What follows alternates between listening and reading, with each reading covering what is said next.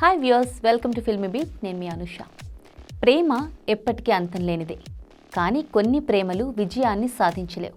అయితే పెళ్లితో ప్రేమ ఎప్పటికీ అంతం కాదు, దానికి అంతమే లేదు అని గతంలో ఓ దర్శకుడు చెప్పారు.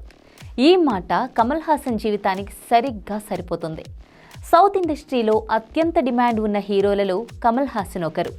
ఎన్నో విభిన్నమైన చిత్రాలు, అద్భుతమైన పాత్రలతో సినీ ప్రియులను అలరించారు. తెలుగు, తమిళంలో అనేక సినిమాల్లో నటించి తనకంటూ ప్రత్యేక గుర్తింపు తెచ్చుకున్నారు. 70 ఏళ్ల వయసులోనూ బ్యాక్ టు బ్యాక్ చిత్రాలతో ఫుల్ బిజీగా ఉంటున్నారు కమల్. అయితే కమల్ జీవితంలో ప్రేమకు ఎప్పుడూ అంతం లేదు. జీవితంలో ఒక హీరోయిన్ను అత్యంత పిచ్చిగా ప్రేమించారు కమల్. కానీ తన ప్రియురాలను పెళ్లి చేసుకోలేకపోయారు.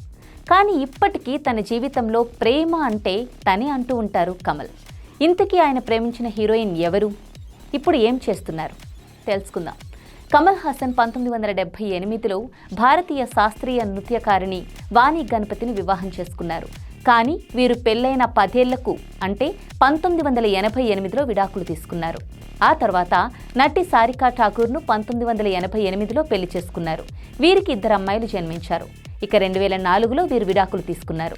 ఆ తర్వాత కొన్నాళ్ల పాటు నటి గౌతమితో సహజీవనం చేశారు కమల్. అయితే ఎప్పుడైనా ప్రేమ గురించి మాట్లాడేటప్పుడు అతడు చెప్పే ఏకైక పేరు శ్రీవిద్య. కమల్ హాసన్తో విడిపోయిన తర్వాత ఎంతో బాధపడ్డానని గతంలో శ్రీవిద్య సైతం చెప్పుకొచ్చారు. కమల్ హాసన్తో తనకున్న సంబంధం తనను మానసికంగా ఎలా ప్రభావితం చేసిందో శ్రీవిద్య వెల్లడించారు. వీరిద్దరూ కలిసి అనేక చిత్రాల్లో నటించారు.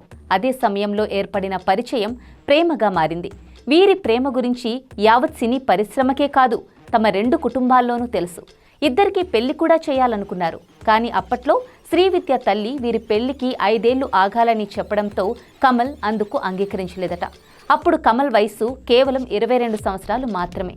ఆ తర్వాత శ్రీవిద్యతో విడిపోయిన కమల్ వెంటనే వాణి గణపతిని వివాహం చేసుకున్నారు. కమల్ పెళ్లి విషయం తెలిసి తాను మానసికంగా ఎంతో కృంగిపోయానని గతంలో ఓ ఇంటర్వ్యూలో చెప్పుకొచ్చారు శ్రీవిద్య.